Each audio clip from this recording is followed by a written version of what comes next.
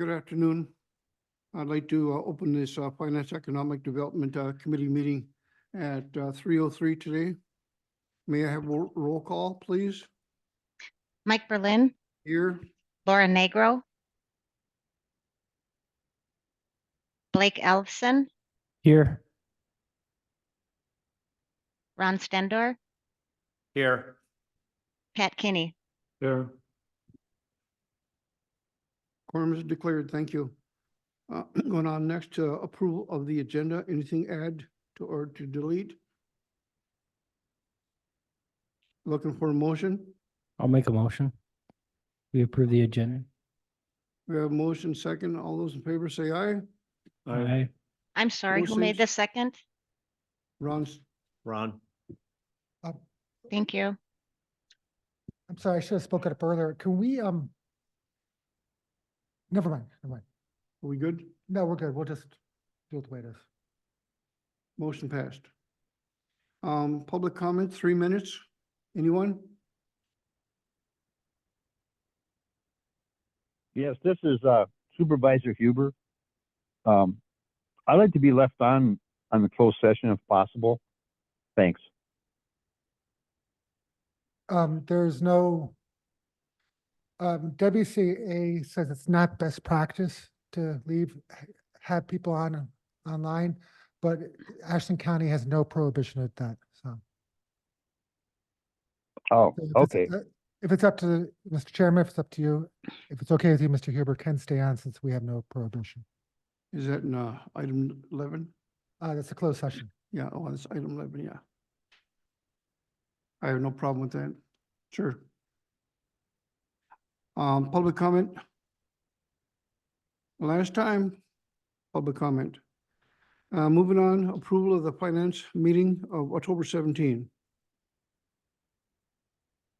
Any comments, additions, deletions, corrections?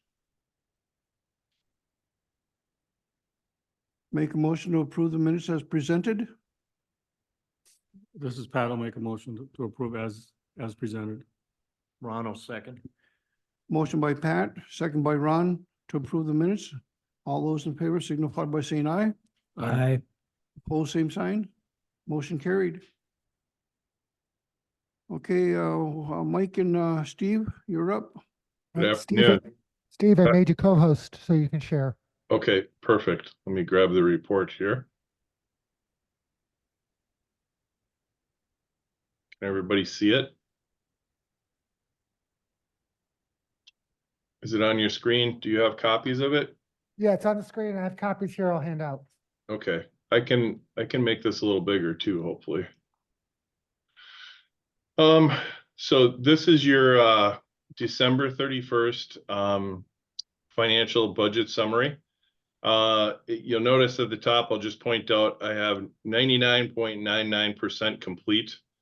And the reason I didn't put 100% is I wanted you to be aware there are still some closing entries that myself and Sue and Mike and Amber and others, Marcy, throughout the county departments will be making to close out and properly accrue for things that we need to do. It's a normal part of the year end.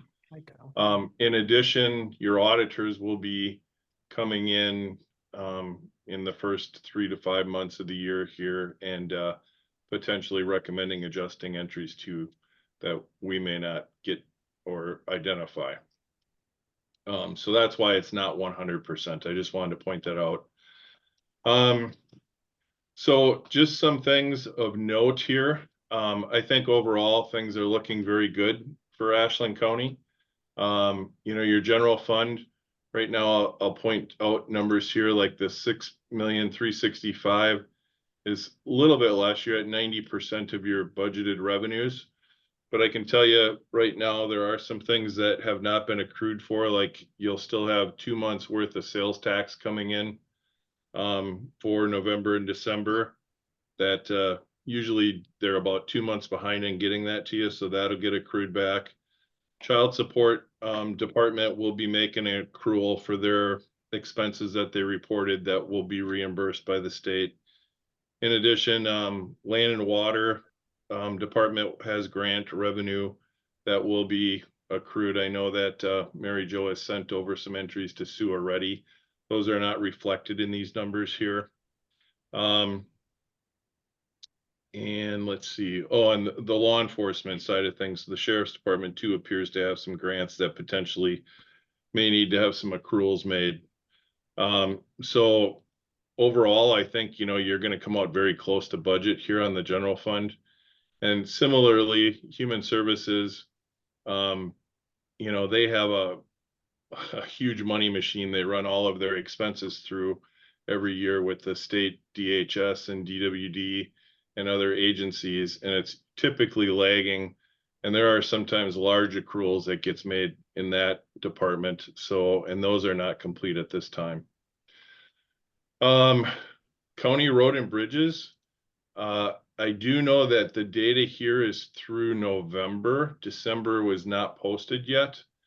And it looks relatively low. I know that there was a larger project, FAS funded project, I think, that doesn't look like it was undertaken because there are no expenses or revenues. So I don't know if that project was put off. I did email Matt and Marcy and I did not hear back from them today on that, but it looks like it just didn't happen because there's no expenses and no revenues. So I'm sorry, I want to back up just a little bit too and highlight a couple things in your general fund. Overall, I would say that you had a lot of good things happening. Like, as an example, your interest on investments was up about $170,000 over budgeted amounts from 2023 estimates coming out of 22. So that's a positive thing. On the opposite side of that, there are some of your stumpage contracts that were let by the forestry department. My understanding from talking to various people, the markets for timber haven't been too high, and so loggers are reluctant to go and cut some of the product out there. Good news is your contracts are still there. You'll collect on them. It just wasn't something that occurred in 2023. Hopefully those will get caught up and the markets will stabilize. Under your, yep. I was gonna say, about the stumpage. Yep. The problem is that all the paper factories and stuff have a backlog of wood, which is Yep. why loggers haven't been going out and cutting.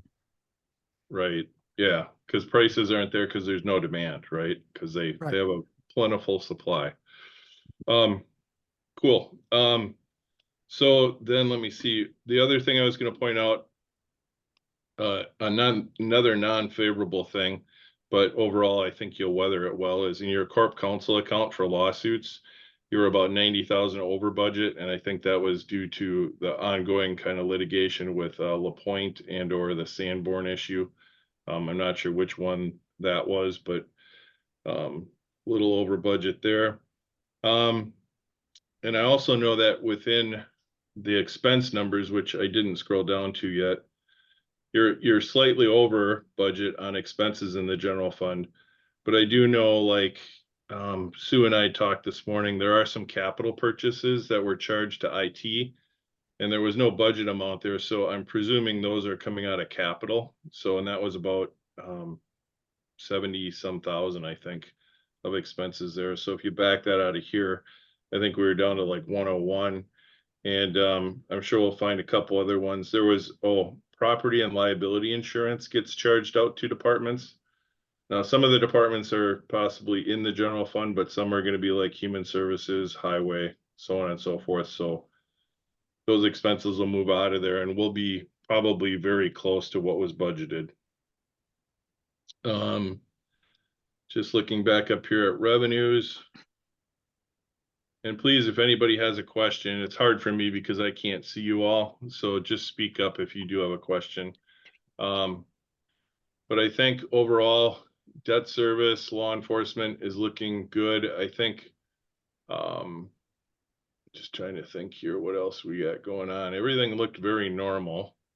ARPA, there'll probably be some entries toward the end of the year. I think some of this, we had budgeted for your courthouse renovation project, which I think Dan is, I'm not sure where that's at. I know you had hired a consultant or you were looking for one or something, but That project's gonna start in April. okay, all right. So there could be some adjustments there depending on what we had budgeted for that. Inmate wellness, this of course is the money from the sheriff's department that's turned in from the canteen purchases. So when inmates buy something within the jail, their funds are kept here. And then jail assessments. Capital funds are just that, capital items that you budgeted within your accounts. It's kind of an odd thing. I'll just point out here that when we budget revenues and expenses the same in this. You can see here they both match. But timing wise, you know, like for instance, you approved your loan in December of 23 for your capital items in 24.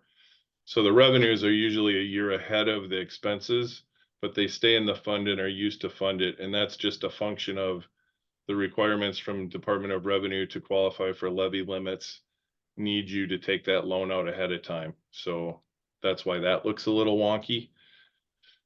I think this miscellaneous was revolving loan fund revenue, which is a smaller amount. Of course, your highway internal service fund, because the December activity wasn't billed out, this, you know, there'll be more revenues here. There will also be more expenses here in the bridge fund, because that fund has not been billed for November yet. Just scrolling down. Again, I'm not worried that human services appears to be a little bit over here, because we don't know fully what's going to happen up here with the revenue. They, I'm guessing, are going to recoup some of that via funding. I know Amber and her crew are working, you know, to get those entries identified and created. Let's see here. Debt service was normal. Just scanning. I don't have anything else in my notes. I think everything else looked very good. Are there any specific questions or things that you may have looked at that you said, oh, I wonder what that is, or?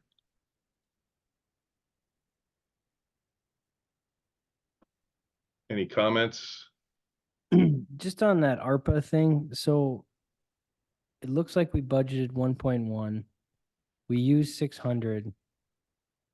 And then on the expense side, it just shows, so I'm assuming that you're just gonna, the balance, you're just gonna move that 500 and some thousand back.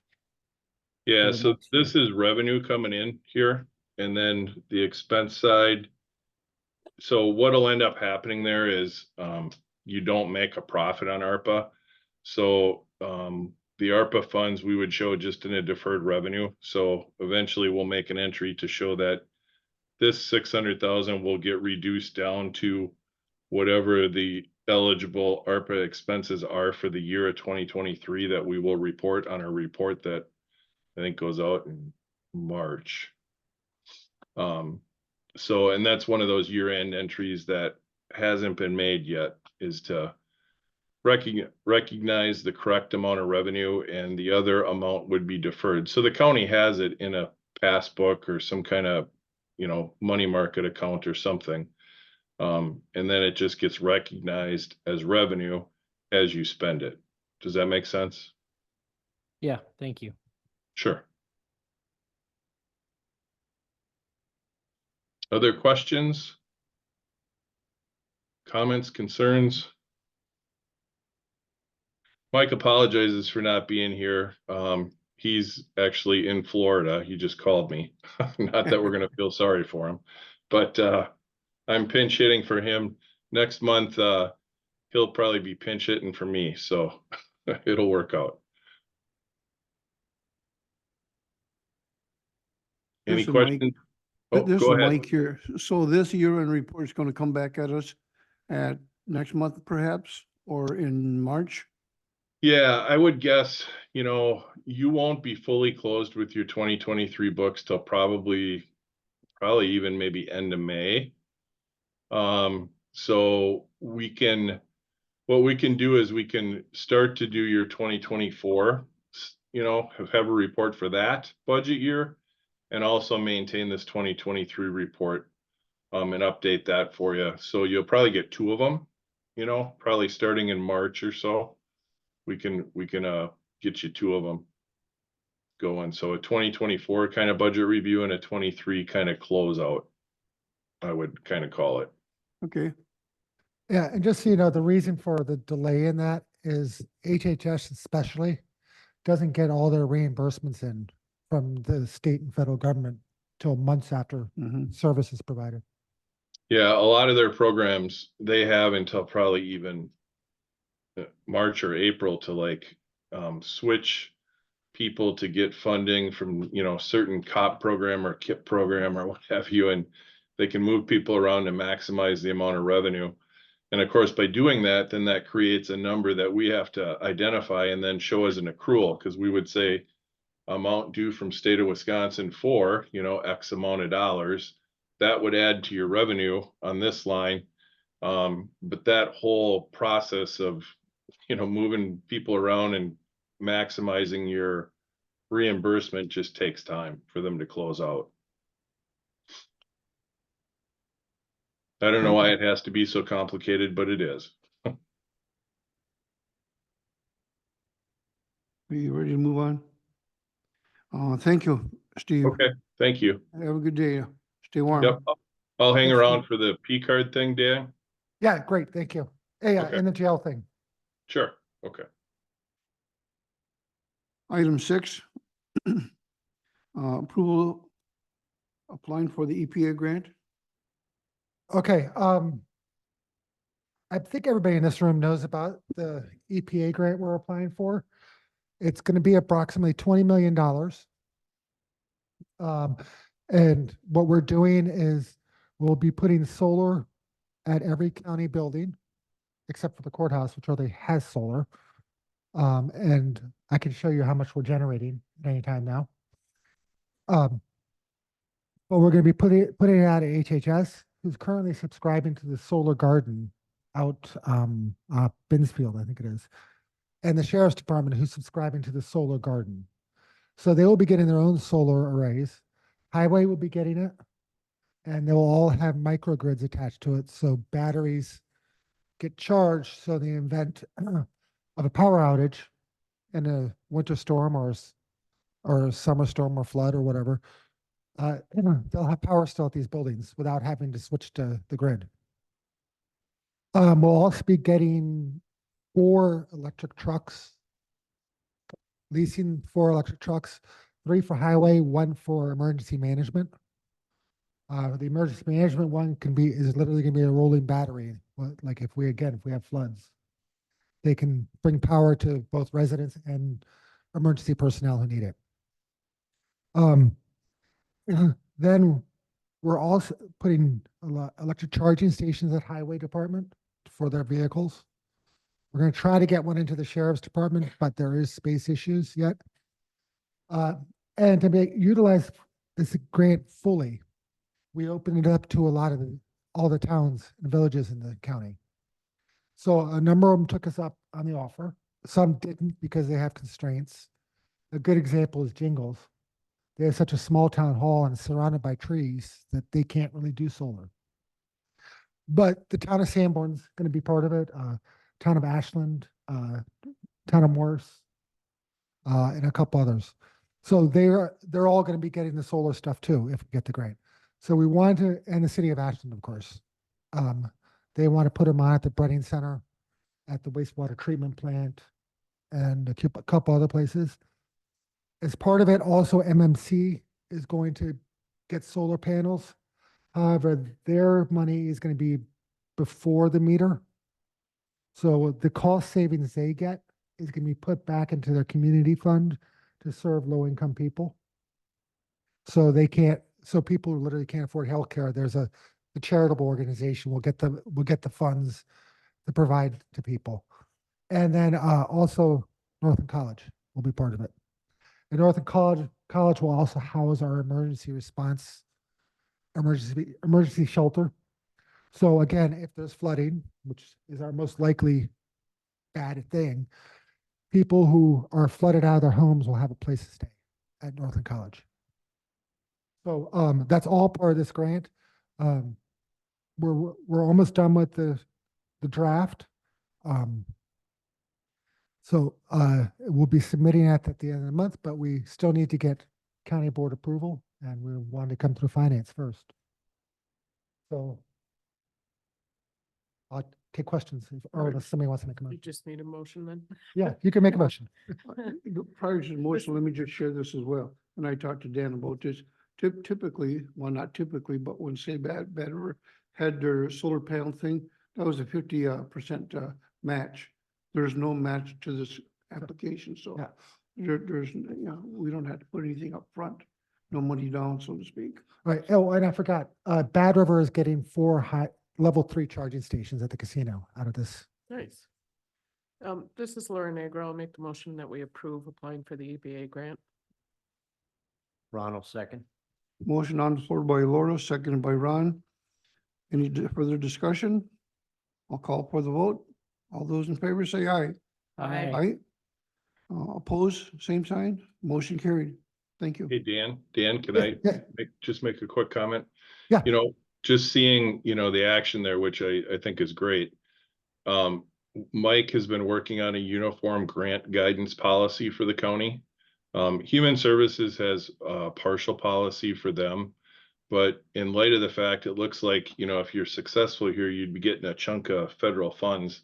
And having a uniform grant guidance policy is a requirement to accept federal funds. So I know Mike is like 99% complete on it. I will talk to him, and I think I would suggest that we possibly get that on your next agenda for finance. I would just want to get that in place so that, there's no question cost down the road from, an audit or something like that, that you guys are all taken care of 100%. So I'll Yeah. make sure he gets that completed and gets it to you in time to post, if that's okay for your next agenda. Yeah, and I'll be honest, if, I don't know, if you guys know Bill Bailey from Czech Renewables, he's the one doing the grant. If Bill thinks we need it done before we submit that grant, it'll be on the county board agenda next week. We'll amend the agenda to put it on there. Okay, And of course, it will be online before the meeting. cool. In fact, everything you're getting handed out today is already up on the website. With that, Well, you mentioned if Bill Bailey thinks we need it, on the safe side, if possible, could we just get it done anyway, if at all possible? So that we don't fall through the crack on that, given how the size of this. Yes, Steve, can you talk to Mike about that? I am texting him right now. All right, thank you. And if Mike has it ready, I will amend the agenda to put it on, and we have until Monday morning to do that.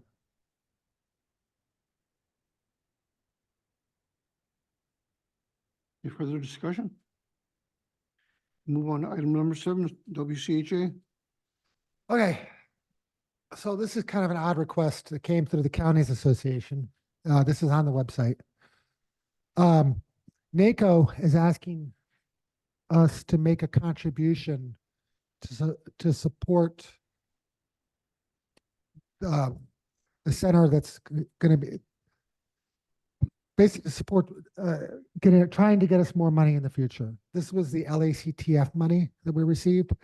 So it's probably easy to remember. We got 577,000 one year and 577,000 another year. They're asking us to donate 1% of that to NACO. So for Ashland County, it's $11,540. I should note that Ashland County and Bayfield County and Thick Forest were the only counties to get huge amounts of money. And that's largely because we have the Chequamegon Forest, which is not taxable. So I did ask Bayfield County what they're doing. They're going to go ahead this, because this is strictly voluntary, and it says on the invoice here, 100% voluntary.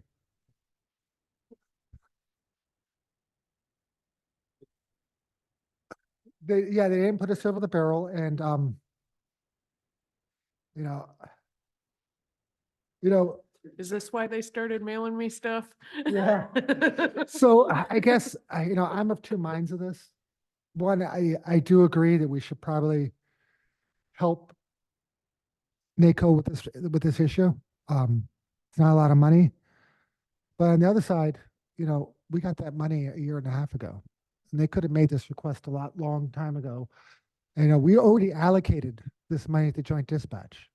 I know Bayfield County already spent last year's money on a highway project, and I think they've already allocated this year the current money. So, do I think it will hurt our Joint Dispatch effort? No. But again, it's a year and a half late. I guess there's two things that jump out at me. One on the bottom of the first page, it says NACO is the reason you receive these funds. If somebody called me on the phone and made a statement that sounded like that, I would be very cautious. I don't know enough about this to understand why we were able to receive funds through, as they say, their efforts versus other reasons. And if they argue, they make that argument about, to support the center so that the vital research on county intergovernmental partnerships to improve outcomes on federal lands can be conducted. I don't know what specifically that means in terms of what we might get versus what we already have. It sounds like duplication, replicated effort, more bureaucracy and red tape to me. I would want to do more homework on what they involve, because it does say one time, and that's one thing. We wouldn't have to go the 1%.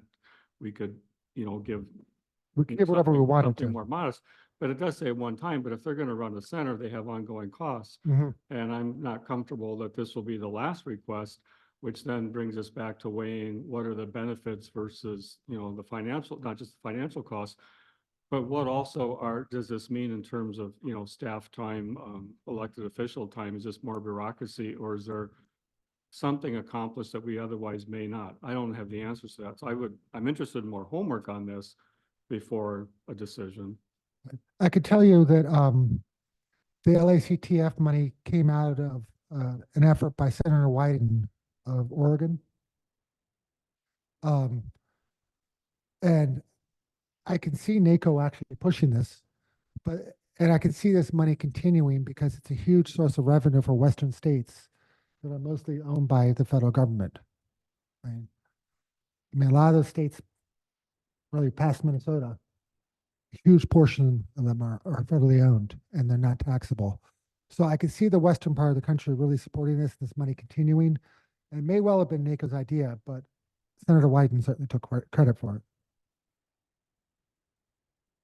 I think if I'm looking at this right, they're trying to claw back almost, and that doesn't really make sense. Now, if they're advocating on our behalf and they're continuing to fight for additional monies, I'm feeling okay about supporting this one-time 11,000 because longer term, but we really can't pay them for past work.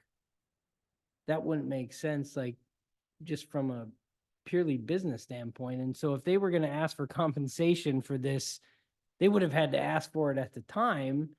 And then if they're going to continue to work on our behalf, then we'd say, hey, yeah, we'll so I just feel like I'm hesitant for the same reason, is that when you give someone 11,000 and they actually call that if you don't pay them after 30 days, it's going to be a 1.5% increase charge. That seems a little bit concerning. I think we do need to just make sure that this isn't like an actual obligation that they're expecting us to pay this. And then what are they doing to get us more monies? And then that justifies us to pay them, I feel.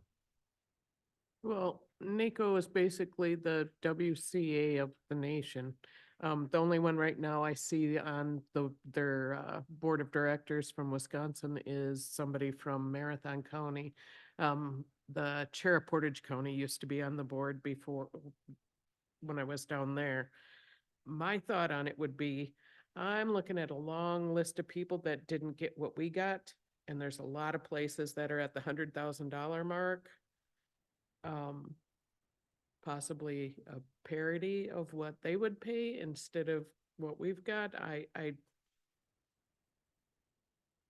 We're not a rich county. I know that they worked on our behalf. They still do anyways. But something more comparable to the rest, because, let's see, Marathon County got $100,000, so are they only paying 1% of theirs too? And Marathon County is huge, so if they're getting the same service as what we're getting and we're supposed to throw in 10 times as much, I'm having a little issue there, so. Well, I could say that NACO is working on our behalf, but they work on behalf of every county in the country. Yes, we do pay a membership fee to NACO. And that's what gets them to work for us. The reason why these other counties got so much less is because we have more federal land than all the other counties. Again, we have the Schwamigan Forest. And that's a huge tract of land that we cannot collect taxes on. So this payment is really a PILT payment from the federal government. We got a lot, but I can tell you there's counties in Arizona and Wyoming and Colorado and the Dakotas that got a lot more. I mean, a lot more, because some of those counties are almost all federal land. So I don't know.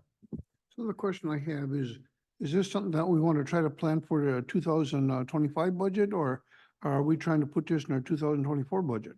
We would take it, we'd have to take it out of the LACTF money, which is money that we set aside for joint dispatch. So we weren't budgeting all of it because we knew that there were going to be other expenses next year with related to installing new radio towers and upgrading to Wiscom. And so we know those future expenses. So we're trying to mitigate all those future expenses coming from our own tax revenue. So there is money in the future, so we would be paying this out of that allocation. So they would like us to contribute 1%. Right. Or we can pick a number. Yeah, that's my thinking, that we could just give them whatever we want to give them and say that's it. Or we can give them nothing and say sorry. I like what Pat is saying over here, the trade-offs, if we give them 10,000, 11,000, or, the 1% is an odd piece of money there. Yeah. Preferably myself, I'd like to see an even number dollar there if we were to give them anything at all. And the trade-off, if we give them this, are they going to work any harder for us in the future? Probably not. No, if we get this money again next year, I'd be more than happy to pay them 1%. I think that's what we're saying is it's hard to go back and pay for something that's already been accrued and used for something. And Laura brought up a good point in that they did the exact same amount of work for Ashland County as every other county that they did this on. But we're just gonna pay them more because arbitrarily we have more federal lands, even though we're being penalized because we can't tax that. Like, so it's like, the more I'm thinking about it, the more I think we do need to do a little bit more, research and again, if they do get us additional monies, 1% is not a problem. But that's where Well, let me say the possibility of getting other additional monies down the road. Well, you all seen what a nightmare Congress is today. So I'm just saying 11,000 or $11,000 will put a nice fence around some of those towers we're talking about needing to put up, because that's about what it costs for those. yeah, at least. Pat?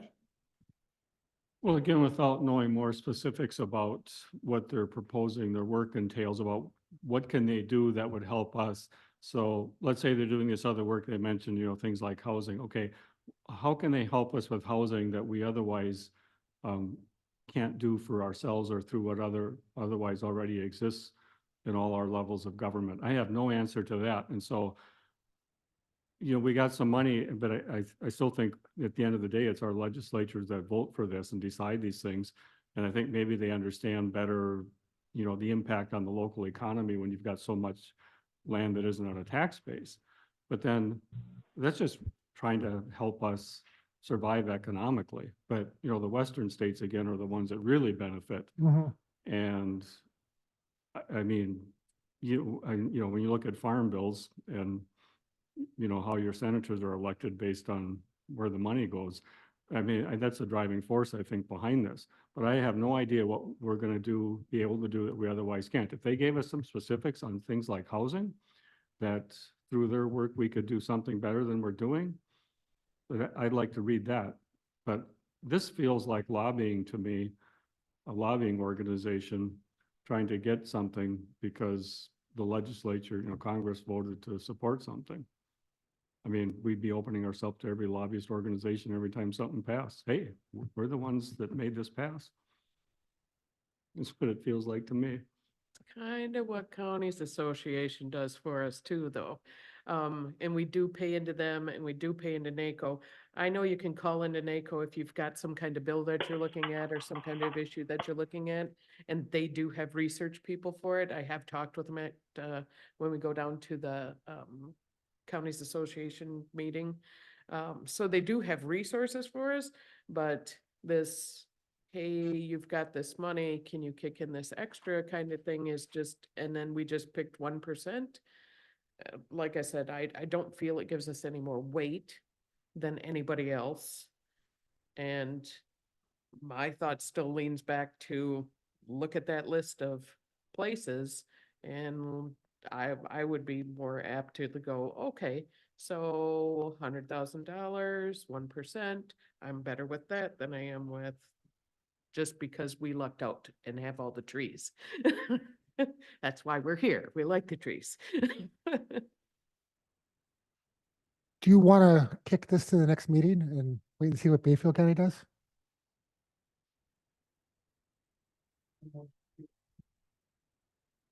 I'll make the motion to table this till next meeting.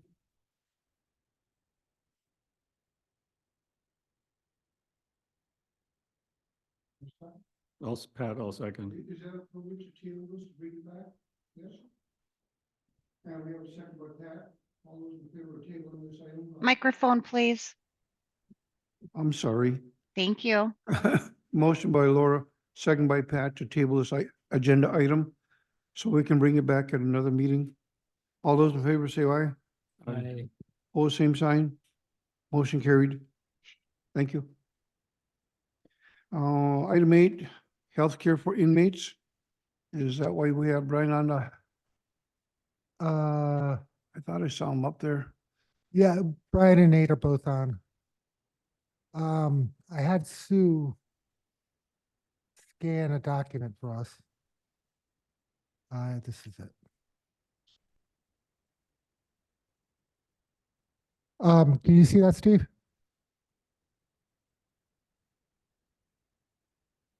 Did everybody see this document? No. Okay, hold on a minute.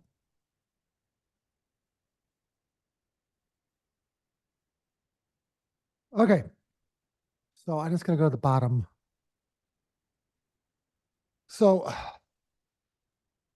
the jail is running into a problem where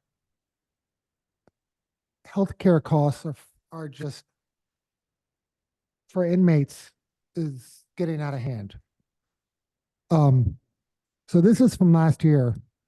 We've ended up about $67,000 short. We add up all the funds together.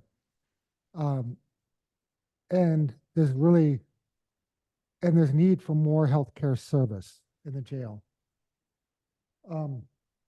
So we want to bring this to your attention first because we need to you need to know that this is going on. First off, and that we have a problem we have to solve. Advanced correctional care, which is provides health care for inmates, is charging us a minimum of 10 grand a month. And I'll be honest, the jail could use another 10 grand a month to provide healthcare. It's just the nature of the jail these days. This is an expense that's 100% county owned. Health insurance does not pay when you're in jail. Medicaid does not pay when you're in jail. And that's Badger Care. Does not pay for inmates. So you lose all your outside health care once you're in jail, whether you're guilty of something or not. So counties bear this expense by themselves. So we end up having to hire for-profit companies whose main goal, of course, is to make money. Inmates don't really get the care they need. They get it ends up being a minimum level of care. And it's still not enough for what we're being billed on. So, I don't know, Nate, are you available to talk on this issue? Or Brian? Yeah, can you hear me? Yeah, we can hear you, Nate. Why don't you go ahead and explain your problem?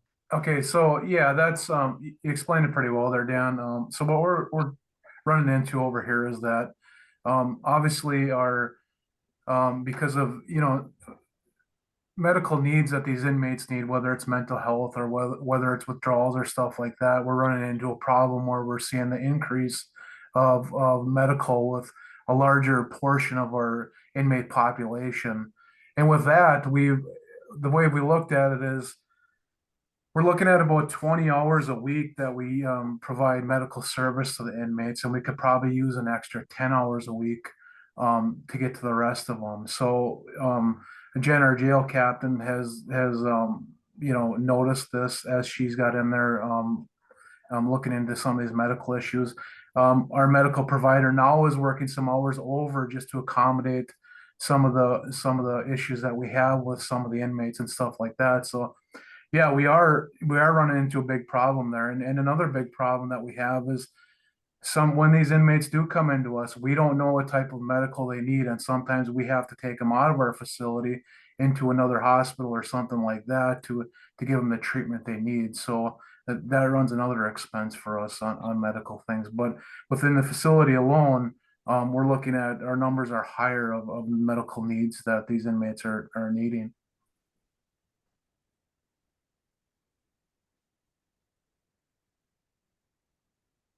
No, this is a shot in the dark, but are there any?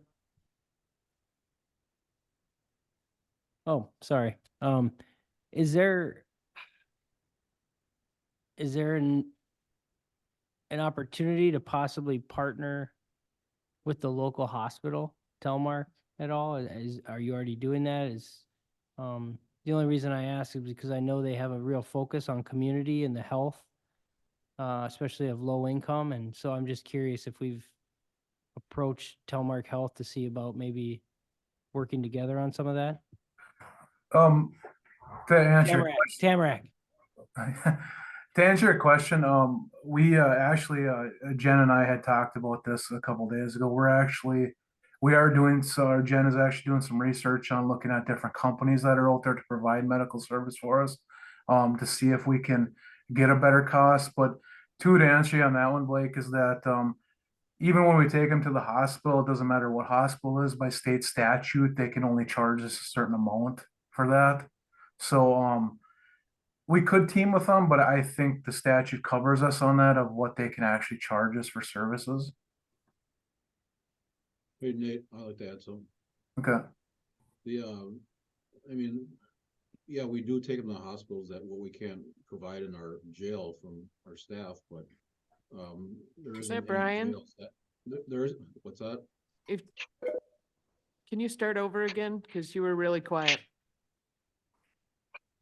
So like Nate said, we will take inmates that need more services beyond what we can provide to a hospital, but as far as partnering with them, there's no local jails that we know that partner with a hospital. They, they actually have like companies like we have, so I'm not sure. I mean, we can obviously look into it, but I would say that might not be possible.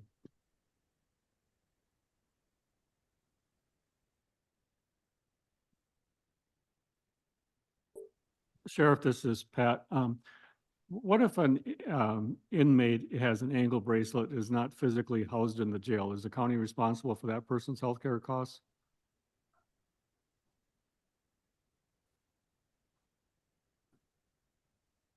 No, we're not. I would say no right now because of, like I said, they're allowed to approved schedules every day. I mean, yeah, they are in our custody, but we haven't had to deal with that when they're on ankle monitor. Yeah. I think I- And then a second question. Suppose you have an inmate who is released and they need, say, insulin. And so upon release, it sounds like the county's responsibilities end, but do we have a plan or a process for transition to make sure if there's meds or care they need, perhaps almost immediately upon leaving the jail, that we work with that transition? When they leave the jail, they take their meds with them and they're instructed or advised to follow up with their physician. Once they leave the jail, if they have health insurance and still have a job, that kicks back in. If they were on Badger Care, that would kick back in once they're out of jail. It's only when you're in jail where don't qualify for health insurance.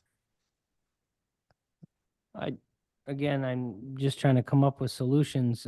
There's some counties that are probably far larger that deal with this on a really, really large line item on there. And for us, while this number is definitely concerning to me, I think there's others that have far greater expenses related to this. And so possibly, looking at maybe some other counties and see if there's any solutions that they've been able to come up with that would give us maybe ideas. I'm not saying you guys haven't been trying to search, but I know sometimes where we're located, we're in kind of rural Wisconsin, and so idea shares maybe aren't, happening as frequently as some of the larger counties. So just a idea about, looking at what's working in other counties and maybe piggybacking.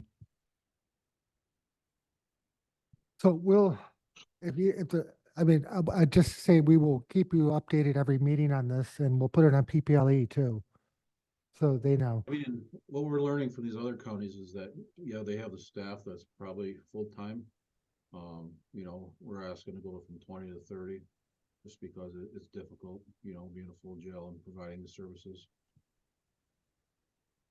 But yeah, we're definitely looking at other counties where, Captain Copero is looking at 3 other providers. Go ahead. Just for clarification, as far as year-to-date, on the bottom of page 4, it says, 1/18/2024. But then on the top of what has to be 5, it says year-to-date amount. Those amounts there, are those from late 2023? But they're not current year-to-date in this calendar year. This is 2023. Is it the end of 2023? Because the Yeah. healthcare stuff was through November, I think. Yeah, no, Sue printed this off through the end of 2023. Now, are there other expenses that may come in? Yes. They're still in January and companies, the mail is what it is and companies get receivables out late and backdate it to the previous year. So it's possible more expenses come in, but this is what we're looking at for 2023. 2024, right now, we have about $20,000 in expenses. When we looked at the budget for employee healthcare, we anticipate, say a 10% increase, going through time. Have we been, if you look historically, been budgeting increases in the cost for inmate healthcare sufficiently over time, or maybe we just need to play some catch up on what we've been budgeting for inmates versus what we might have been budgeting for employees? Or is, I think you all can answer that question yourselves. Yeah. Yep, there's the elephant in the room that I'm not going to talk about, but you all get it, I'm pretty sure. well, we focused a lot on, I don't understand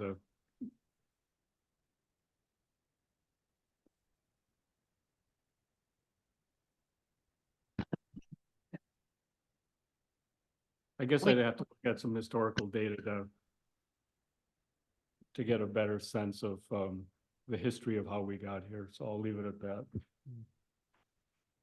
Brian or Nate, would some of this have to do with us having to hold some people longer for court?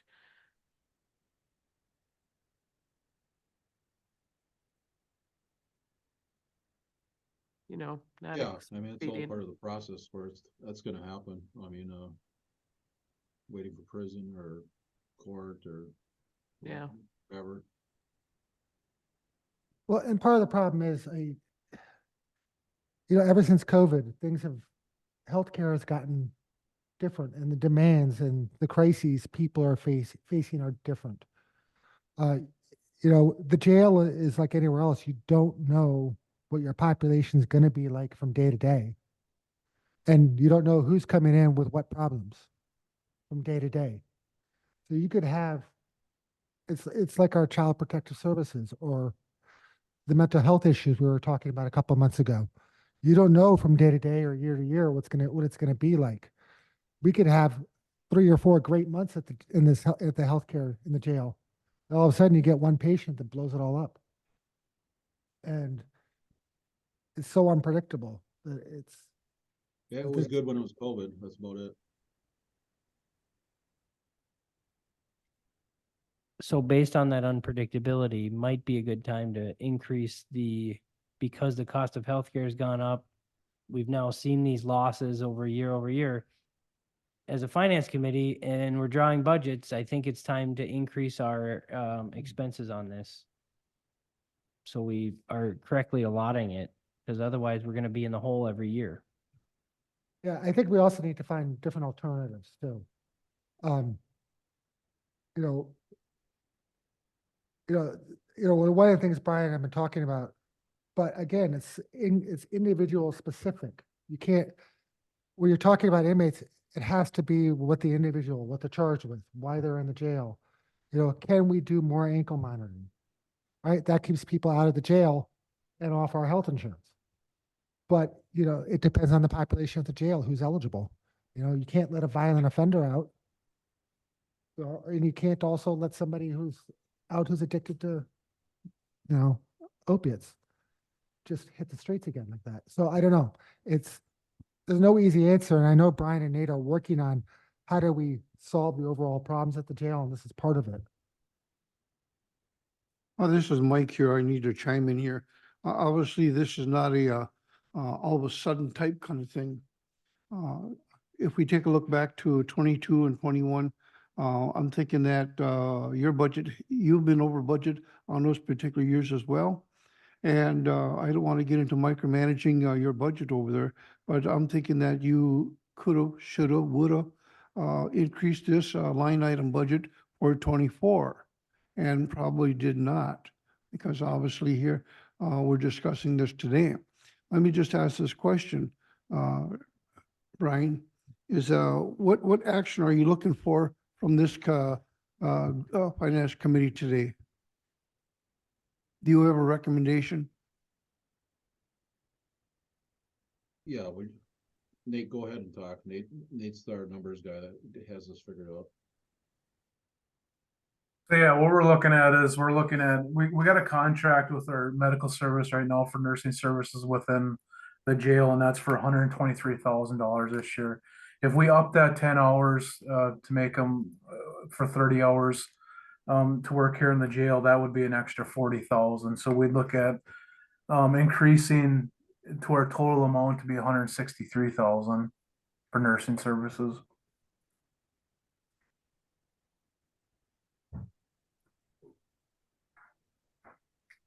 Could we also work with the CJCC committee and talk about doing, because that's the committee, when I had more time on my hands that I kind of poked in on since there's coordination of all the different pieces of this, since some of this is because we're having longer holding times because of court backlog and such. If we can either figure out some good alternatives to being in jail to keep them out and to kind of find a way to start piping people through our court system. And I'm sure we're trying as hard as we can, but those, I think all of these are moving pieces. Well, CJCC just reconstituted last year. So I think they're done with the organizing of how they want to do things. Well, I know, and to his credit, Judge McKnight's the one who tried to really force the issue of reforming the CJCC. And now DA Gross is part of it too, so that's good. And they are meeting, and Brian or Nate's attending it, and Chief Hegstrom's attending it. So they are getting the law enforcement perspective. Yeah. So am I hearing that we want to go to subcommittee to have research, make recommendation to the finance committee? Well, Is this what I'm hearing? I think that's for the long term. I think the sheriff is asking to spend a little bit more money on healthcare for now. He's looking at roughly, what is it, 5,000 a month, Nate? Yeah, it comes to $40,000 extra a year on top of that 123,000 their current contract is. All right. So a little less than 4,000 a month.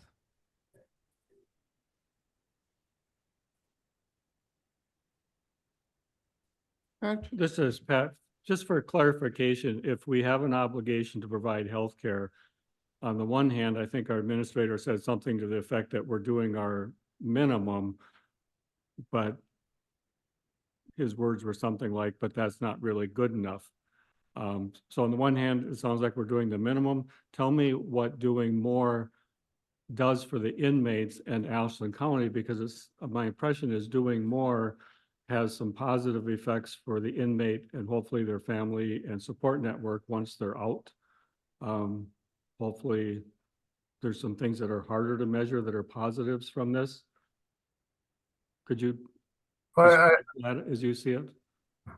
I think the positives, Pat, is that if we only have a nurse here for certain hours of the day, then if they don't get to all the inmates, then they wait, right? They wait for the next day, or they have to wait for the next week until they can come back in and redo their hours again or start their hours again. So I think the benefit to this is that then inmates that are waiting to get in there, they don't have to wait. We're able to get to them on a quicker basis. That sounds like a positive, just not just for their physical health, but I'll bet for their mental health, it's a positive to get that health care sooner than later too. You're It correct. also makes the jail safer for the correctional officers. Is the The committee key looking thing for is the two, they're motions? coming in as with drug addiction. Can't and hear you, mental Brian. aspect. Brian, is there a way you can turn up your volume? The phone you're using sounds, Tiny. You hear me now? no, it's kind of muffled. Yeah, if you turn Last the time we had mic this up. problem and it was on your end, you did something. You hear me now? Hear me now? Okay, now, yeah. All right. So to add to that, when most of our people are coming in or, coming down from drugs, and that's huge. That's a huge thing that needs to be attended to immediately. And like I said, it's dangerous for them and the jailers, and the mental aspect of it as well. I do have one more question. So this is for 10 hours more a week or month? What were we at? Anyways, what is the average amount of hours that we're using or that we could use someone in this position? Well, we're asking for 10 more, but in the perfect world, 40 would be ideal to make everything easier. Ouch. Yeah, so that would be double. Yeah. It'd be double over, So Dan, can I ask a question? This is Steve. Yes. Okay. So do I, if I'm listening to everything correctly here, the ask is for 10 more hours of the jail nurse and the cost is 60,000 for that? Is that correct? 40,000. 40,000? Yes. Okay. Yeah, so, I mean, if it helps at all, you do have funds within the contingency fund of the 2024 budget that could fund that if the committee chose to do that.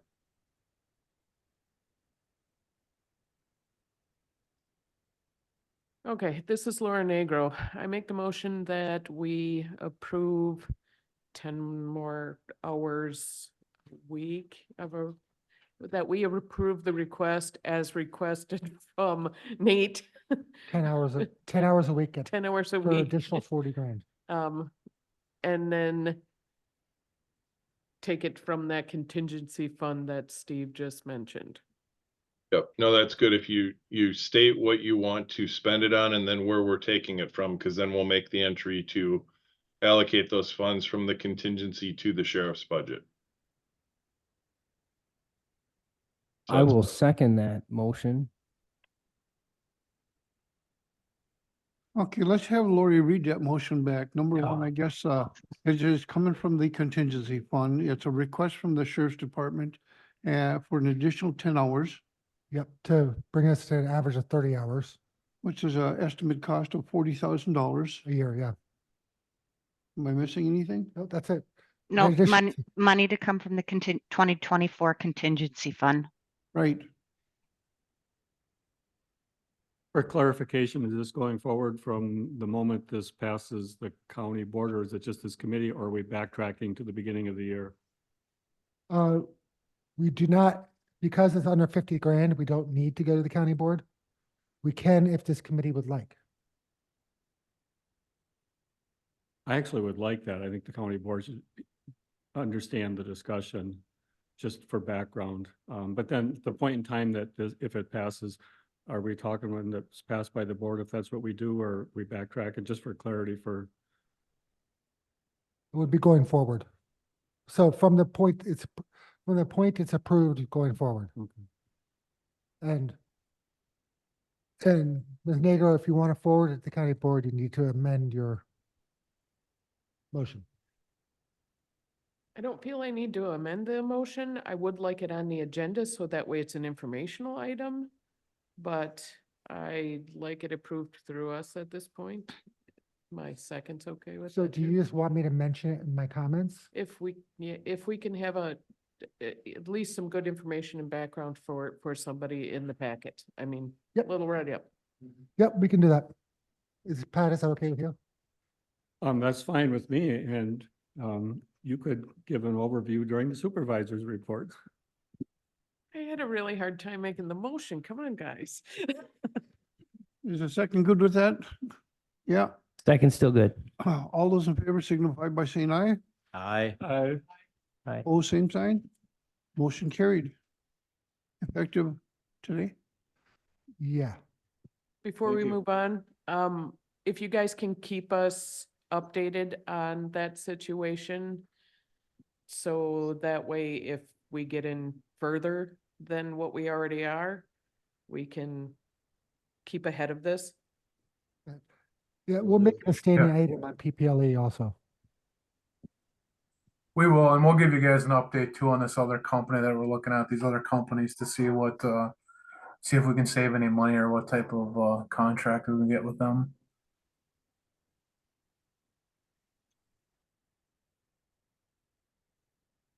Okay, moving on to the credit card policy. So this committee expressed a strong interest in purchasing cards.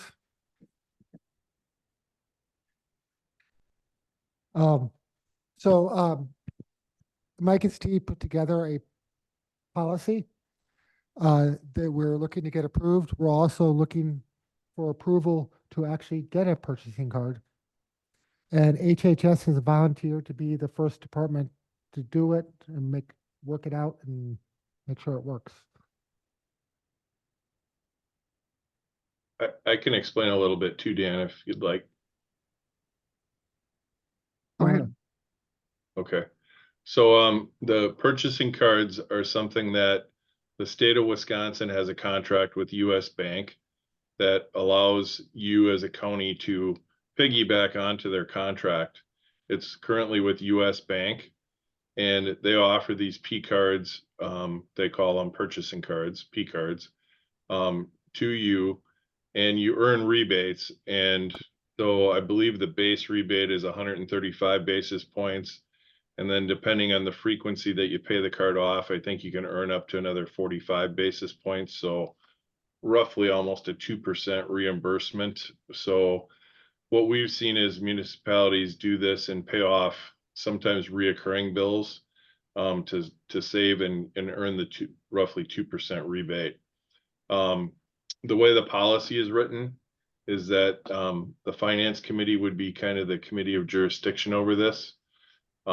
We would propose that the department, in this case, Human Services, would submit a listing that you would approve at a future meeting of staff members that they would designate to receive a credit card.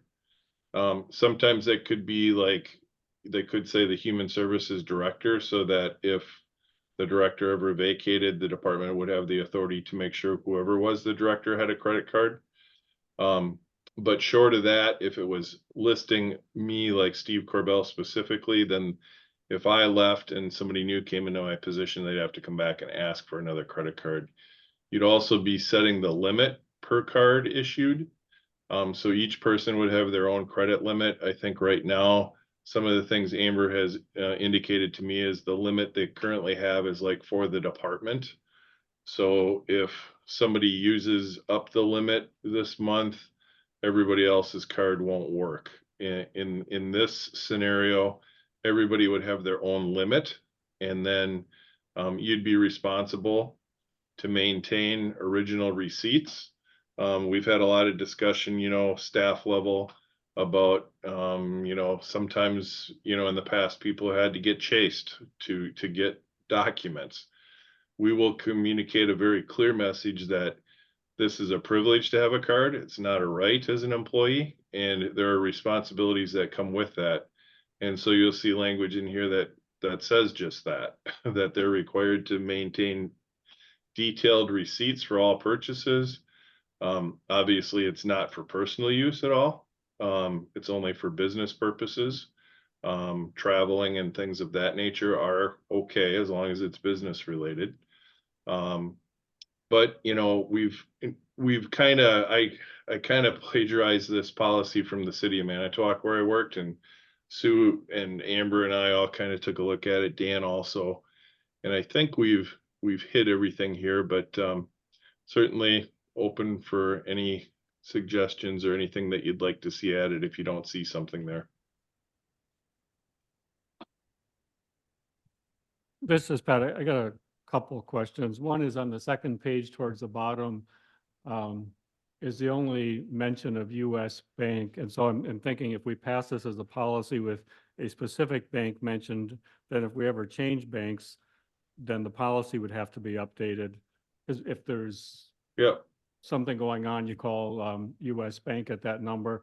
And I'm wondering if we want to leave that, but then we'd have to catch it if there's a change of banks, or if we could just change, instead of to US Bank, just say to the credit card company, make it more generic. So sure, we could reword that to say that you're required to report lost or stolen credit cards immediately to the credit card issuer or something like that. and then then we can, nobody has to update it. And then the other question I have, and I do some things online digitally, but I'm probably behind the curve compared to a lot of people. So you use the phrase original receipt in there, and the old me says, well, that means the paper copy. But then I know there's people with things like Apple Pay and you never see a paper copy. So when you say original receipt, to me, it doesn't specify if that means paper or digital, or either is acceptable. And my thought would be in this document, just so some staff members don't get asked a gazillion times, the original receipt, maybe in parentheses, either paper or digital acceptable. That way we all know what original receipt means. Yep, no, that certainly is no problem at all. That was what it was intended to be, yes. But Either to one? clarity, I think either one would be fine. Yeah, because you could, like, maybe the department sees something. We had an Amazon account, at the city, and we could buy things cheaper through there too. So maybe, you know, they're doing that through there, which then it's gonna be, you're just gonna print out your receipt, right? It's not gonna be the credit card sign thing at the vendor, it's gonna be your printed receipt. And then it leads to the last question on the receipt bit. So the county is digitizing all these records and receipts. And if we're digitizing them, are we able to work into the system digital receipts being sent to where they need to be sent and then the record keeping there? So nobody has to scan paper copies. Yeah, I mean, we can certainly, that's a good idea. We can work with your staff to take advantage of any digitally, you know, original receipts, to not print them and then rescan them is what I hear you say. Right? Exactly. Yep, Yeah. exactly. Yep, sure. Okay, thank you. As a former US Bank employee, I think you're with the right company on this. They're very good. Thank you guys for finally getting this thing pushed through. The benefits here are twofold. One is the rebate, which to me is important, but secondly is the management of expenses, the tracking, the ease of use. Pat brought up the point about receipts. We want to make it as simple as possible for our employees to be reimbursed. And so as we come up with this policy, as we're working with US Bank, it's ultimately going to be, they have the technology to allow our employees to make this very easy. So I would just say, let's be as easy as possible on our employees for reimbursement, and great job getting it to this point. This is going to not only make us some money, but the records people are going to feel that this is a far better solution than what we've been doing with personal or however. So thank you. Yep. I have a question. Let's take HHS, for example, since they're the first volunteer. How many credit cards are we looking at issuing? You know, I see Amber's on here. I know she had a list. I don't recall exactly. I think it was like around 10. Is that correct, Amber?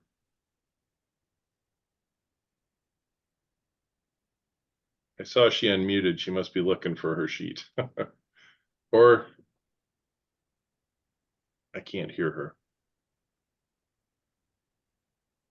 Well, a lot of these, and I'm not speaking for Amber, but a lot of these times they've gone through and looked at employees that have had expenses and then put those limits in place that'll allow them to not have to deal with that on a monthly basis. So there's a lot of research that goes in to set limits up. And so I'm assuming Amber's done all that, and this will make it, like I said, tracking much easier for everyone.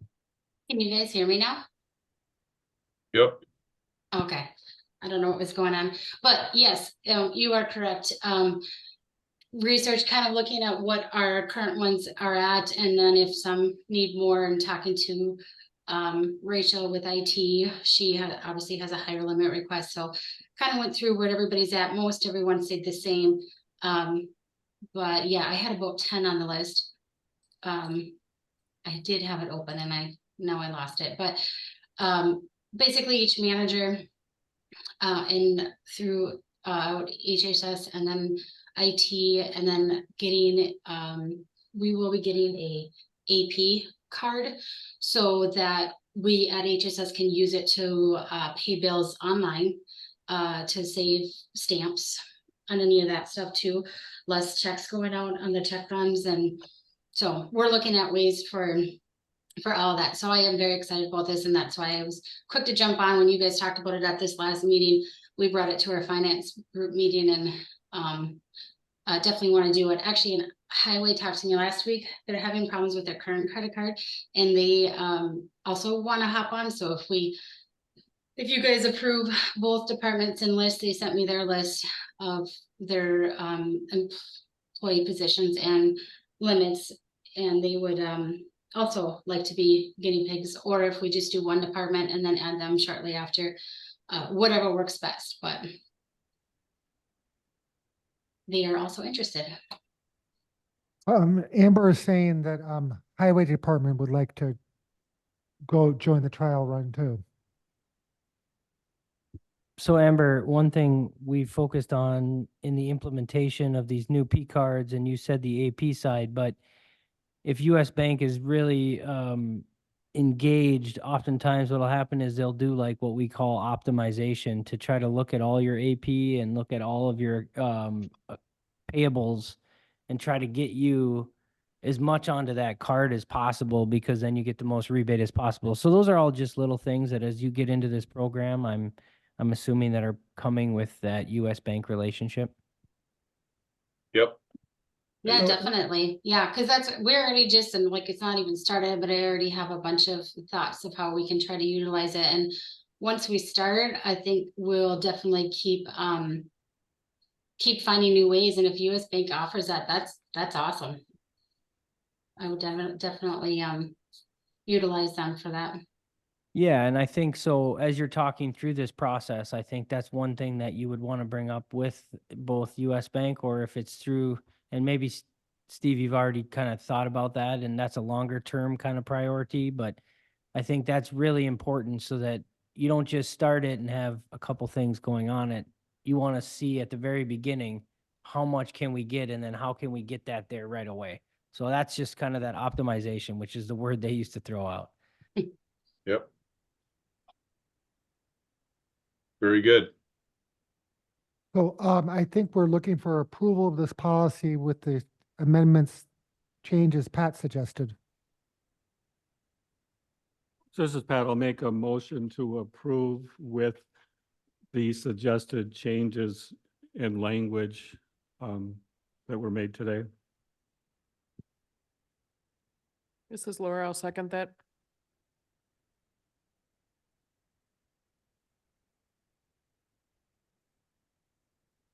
Excuse me again. We have a motion on the floor by Pat, second by Laura, for this establishing a purchase credit card. Is this limited only to Health and Human Services, or we want to include roads in on this as well? My understanding of my intent of the motion was we approve this policy and then leave it to the administrator to work with staff to go through the implementation process, which my understanding will take some time to turn this, over, Right. the record keeping, et cetera. Well, So, no, that the individuals and credit card limits are going to come back to this committee. So, okay, we're approving a policy. Okay, second by Laura. All those in favor say aye. Aye. Opposed, same sign. Motion carried. And just as a follow-up, I would actually like to see the HHS trial, as was suggested, tried first, and then see if there's any kinks and work it out before highway gets to take a bite. All right, so Amber, HHS will be the first one to do it, and then if it works out there, we'll add highway next. Sounds Okay. good. and then a somewhat related question in terms of our financial consultants and staff here that work with financial records and accounting.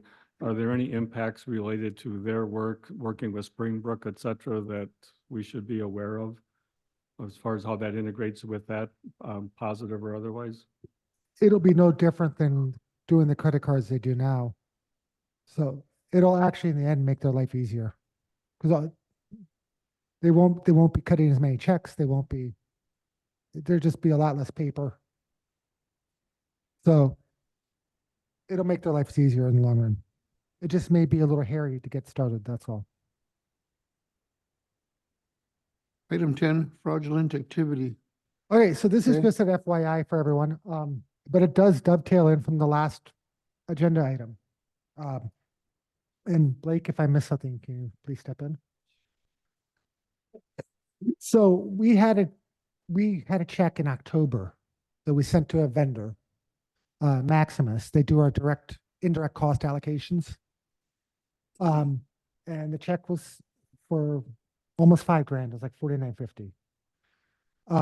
So we wrote the check out, valid bill, sent it off to their PO box in Baltimore, which I assume is an giant accounts receivable company that processes the checks. Somewhere between the post office and Maximus, the check was removed. Somebody and I'm just guessing because we don't know. So this is my playing Dr. Seuss here. The check was intercepted either at the post office or at Maximus. Somebody scanned the check, changed the pay to, printed a new check, and if you look at the check, it's completely different than our checks. There's a seal on the new one. The back of them is completely different. And then did a mobile deposit to an account in Florida. So, I found out about it, and the first thing I did was call Supervisor Elfson. And then he turned it over to somebody else. Long story short, we are probably gonna get our money back. It's gonna take 60 days or so.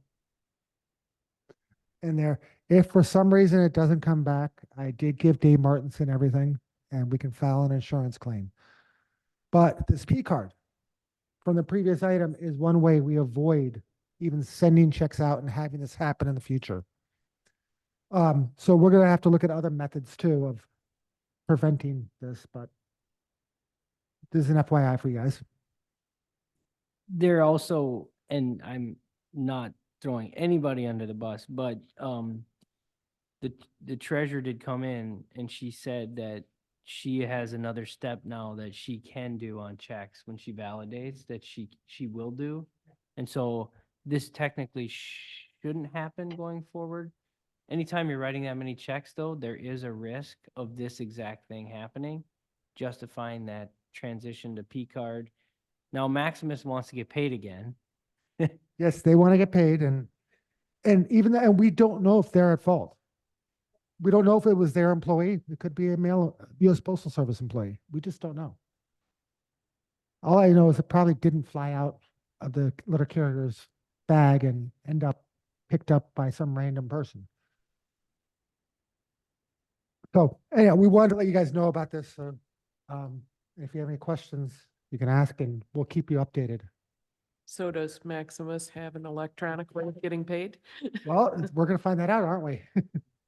I know I've been doing that with the aging unit too, because we were putting out too much time and paying out to the accountant, and Right. it just is, it's a very heavy load. And sometimes just saying, if you don't have an electronic option for your service, I may have to find someplace else to do that. People come up with some really good ideas, and all of a sudden you've got an electronic way of paying. Yep. They want their money today, not tomorrow. Yeah, Dan, can I just add something? Yeah, please. Yeah, so the county does use Positive Pay, which is a security feature where the treasurer reports the amounts and the check numbers to the bank. And I don't know if that other security thing there that was mentioned is the actual name that the check is issued to. But in this case, obviously the check number matched, the dollar amount matched, so it was allowed to go through. If you could match up the vendor name, that would be the next step. I'm not sure if the bank can do that or if that's a possibility, but Yeah, So- Tracy can actually do that now. So in this situation, this check was kicked back and they had to override it, but she validated it the way that you just said, is that the dollar amount and the check number were correct. And Yep. that cleared it. But with Positive Pay, and this is what I learned as well, is that she actually, on those ones that get rejected, she can go and view that check. And that Oh. would have allowed her to see that check was no longer to Maximus. It was to some individual who put it in some bank in Florida, which was not the right way to go. So that is something now that I feel like the treasurer has indicated she's going to do now going forward. So this likely won't happen. good, perfect. Yeah. I can validate. I spoke to the treasurer today about it, and she's excited to be doing that. She wants to make sure this doesn't happen again. Yeah. She definitely wants to make sure this never happens We can again. always ask Mike to look into it while he's down there, right? Yeah. Yeah, give me the name of the store. I'll have them go over there. I don't think Mike wants to go to the address where that check was made out to. Dave Martins and I did a Google Earth on it. Oh, I'm moving on. I need a motion to go into closed session. Oh, Mr. Chairman, Mr. Stankert here is waiting for us to get to some of the items at the end. Could we make the closed session the last item? And so Tom can leave? Yeah. Do we have a concession? Deanna, I'm gonna Okay. drop off if All that's right, okay. thank you. Thank you. I'll make the motion that we rejigger the Mo- mo- agenda. mo- Put just move the closed session at the end. Yeah. All right, so we're back to investments. Okay. Nothing much to see here. It's there. It's on the website if you want to look at it. Sales tax, which I know Mr. Stankard is writing a story on. So, I'm gonna blow this up because I can't even see it on the screen. So we are way over budget, which in this case is a great thing. So taxes definitely went up last year. Sales tax, yeah. So our revenue is definitely much higher. Now, I'm gonna tell you what I told Tom on the phone today. I don't know why. It could be people are spending more money, but it could be inflation too. The price of something goes up 10%, the sales tax is gonna go up 10% too, the revenue. So it's a positive sign. December is the October sales tax. So I expect January and February to be extremely high too because of the holidays. It could be that there's a lot more places online that are starting to collect each state and local tax That's, too. that could be part of it. The Amazon tax though went into effect several years ago, like 2017, when the Supreme Court made that decision. So, my guess is just people are spending more money. I mean, this summer we had a lot of people in town. It was wall to wall. Even now, when you drive by the hotels, they're still fairly crowded. So I think it's a combination of just people spending more money, and again, when inflation goes up, everything goes up. Sales tax revenue goes up. Hotel rooms are still super expensive. So when our county stands to benefit more than other counties because that growth, right? Mhm. Because now that shared revenue picture is gonna improve our budget better, right? Because Right. our sales growth is higher. Right, Well- well, yeah, and the shared revenue money is actually, it's 20% of the sales tax collected by the state. So, the state does a 5% sales tax. So, municipalities and counties get 20% of it. And because sales tax has been growing every single year, it's anticipated that our shared revenue will grow every single year. And the numbers on this chart bear that out. You see the actuals from 2018 going forward. I mean, they grow quite a bit every year.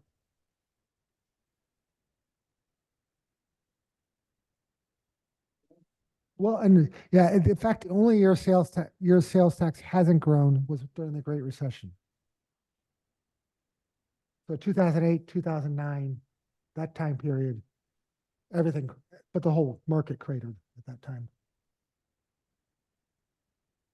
But ever since then, it's been steadily increasing every single year. And that's not only Ashley County, but statewide. This is a good thing though for us, and I think This is a great thing. And in the current budget, we did budget less than what we expected to get. So, and the reason why I did that, and I'm sure all of you agree with me on it, is that it's nice to have a little cushion. That if the emergency really does happen, we know there's a little bit of a cushion right there to pull the money from.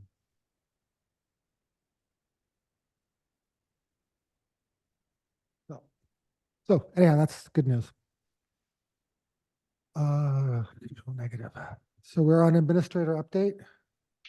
So this just came in my email today, so I have a handout for you. It's on the website, but I got.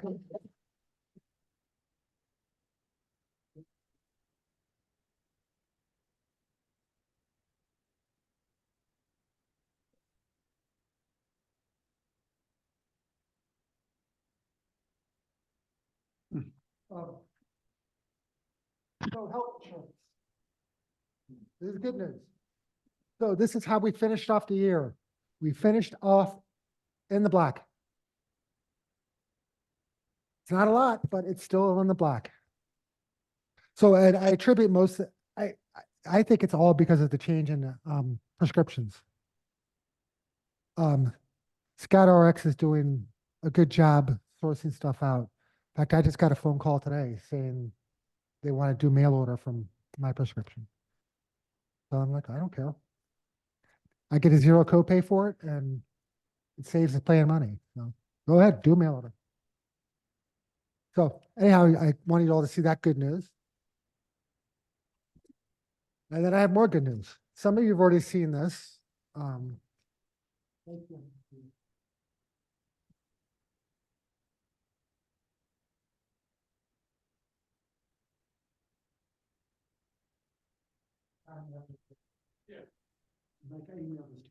Hmm.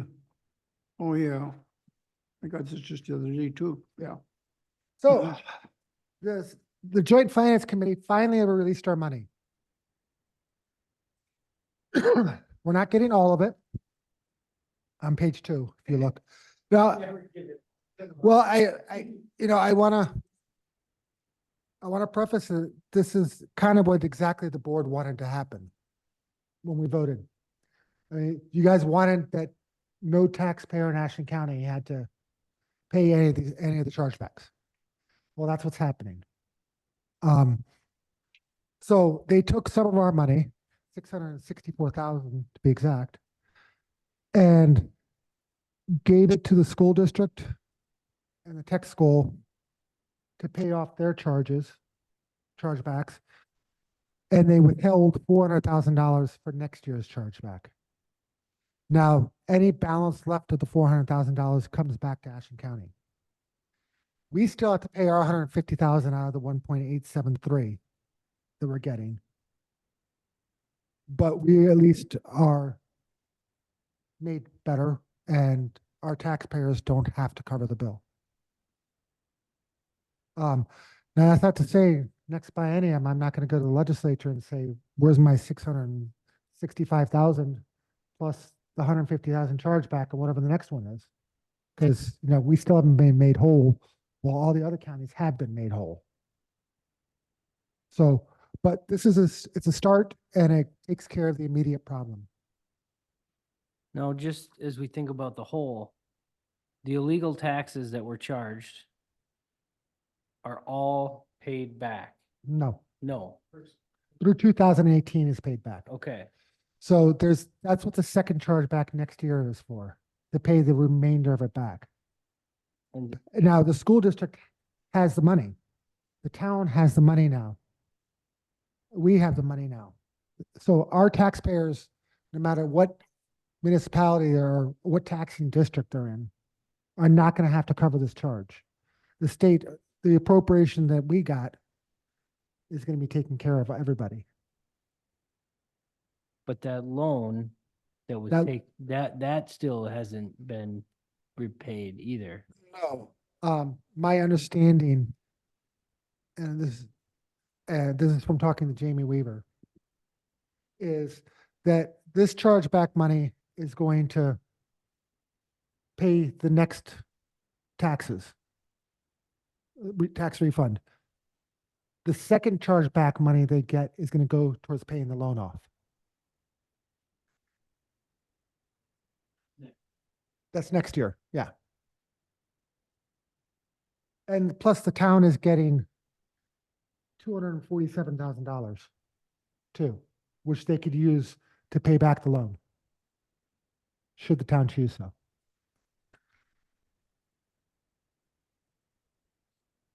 But, I mean, the people in Sanborn, their taxes went down 66% or so, below what they were before. Now, equalized, and that really is a function of equalized value. So the equalized value in the town dropped dramatically on January 1st. So the proportion of taxes, county taxes and school taxes were charged to the town went down dramatically because it was less equalized value in there. Next year, they're expecting equalized value to go up, almost double. And so, yes, the county taxes will go up in the town of Sanborn. The school taxes will go up in the town of Sanborn, but they will be back to where they were before instead of being lower than they were before. And I want to emphasize that the taxes, I mean, any jurisdiction pays is based upon the equalized value, which is equals now the sum total of all the assessments in that taxing jurisdiction. It used to be taxes and assessments and personal property tax, but there's no more personal property tax as of this last budget. So equalized value is the total of all the assessed value in that taxing jurisdiction. So it's quite possible, and I'm not saying, even though the equalized value in the town of Sanborn is going to go up, the equalized value of the city of Ashland can go up, the equalized value of the town of Jingles could go up, and so on, that maybe the residents of Sanborn don't feel the effects of the equalized value because the entire area went up, or the entire county went up, or the entire school district area went up. So, but we won't know that number until September 1st or so. The preliminary number comes out in August and it gets finalized in September. So we won't know that until later. But it really comes down to the total assessed value in each taxing jurisdiction, which is what confuses everybody. The good news is this problem is solved for this biennium. The legislature still has work to do next biennium, like give us the rest of our money back. But they also need to fix the problem completely. Now, that doesn't mean we're not looking at other avenues, because we can't depend on the state to solve it completely. So we have been talking to Senator Baldwin about getting a continuing federal appropriation to all the taxing jurisdictions affected by the LCO decision. Obviously, it's too late for the current cycle, but we are talking to him about next year's budget. And that's really what this gets back to, is that those monies aren't there. The taxes aren't there on those properties. Right. Without blowing up all of those budgets, how are we going to fill that hole? And I think that's the question that we need help with. Well, the hole has been felt by every other taxpayer. So again, it's taxes are based on equalized value. So if your equalized value goes up in your taxing jurisdiction, you can expect your taxes to go up. It's just like if your own home gets assessed at a higher value, well, you're going to be paying more in taxes. You know, we all saw that happen in the last year or two when the city of Ashland raised their assessments. They had to do their required reassessment because values fell below 80% of market value. So they were required to reassess. And every one of us who lives in the city saw that. Our taxes went up. At least mine did, and Blake's did. And yours probably did too, Laura. So, you know what, it doesn't mean that city's taxes went up or county taxes went up. It just means the assessed value went up. So your portion went up. And that's a function of where you choose to live and what other properties are around you. That's the crux of why the LaPointe argument is so silly about we pay 22% of the county taxes. Well, yeah, you also have all lakefront property, so your assessed values are much higher. So.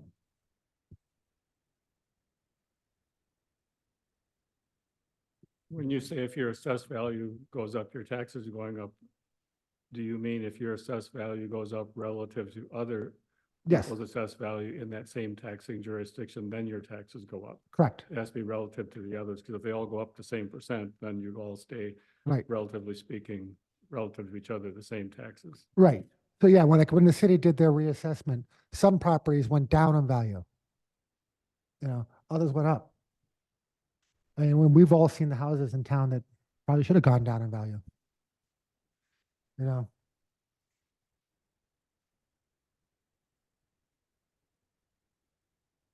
So overall, this is great news though. And we will continue to work on the legislature to fix the problem permanently and get the rest of our money and try to get Congress to fill the hole. And I think there's one of the things we should keep in mind is we no longer have to make tax settlements to the other taxing entities because of the court decision. Mhm. You know, we weren't able to collect taxes, but we had to make those settlements. We no longer have to do that, which is very helpful. Yeah, that's what almost bankrupted the county, having to do that.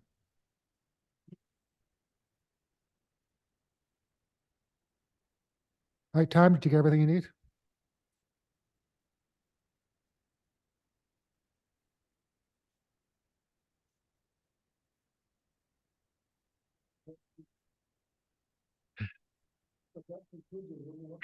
That includes the update.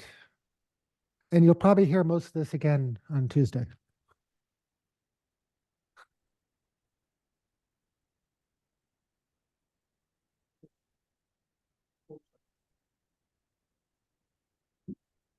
Ron will make a motion. We go into closed session. I'll second. Blake will second that. Lori, can you do a roll call, please?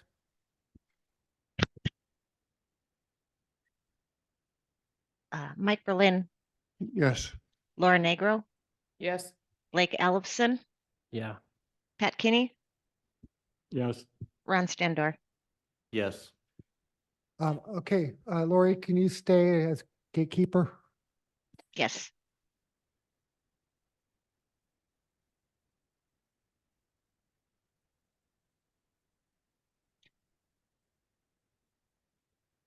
And we're gonna leave Rich in there? Yes, Supervisor Huber can stay. Okay.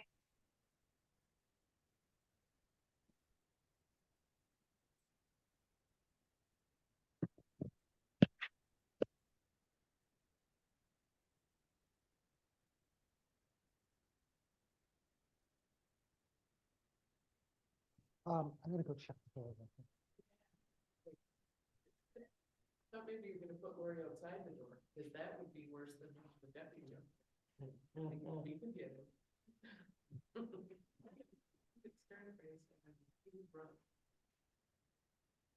Okay, we do have to use the speaker so Rich can hear the microphones. Lori, did you stop the recording? Lori?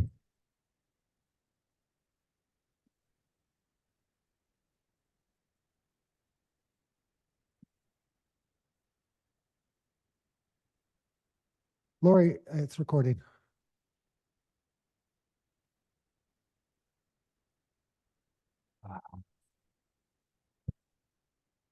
Wow. Where do you stop the recording?